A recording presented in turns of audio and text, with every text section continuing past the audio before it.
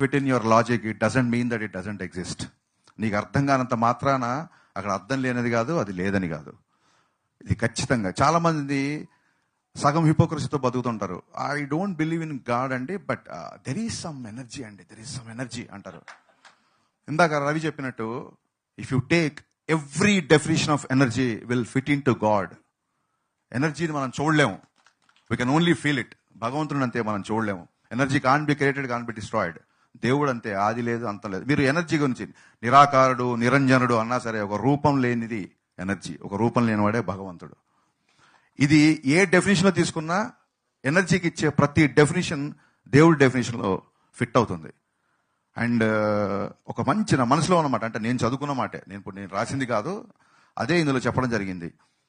హిందూ మతం వేరు, హిందూ ధర్మం వేరు. భారతదేశం హిందూ మతంతో ఉన్నప్పటికీ హిందూ ధర్మం మీద నిలబడిన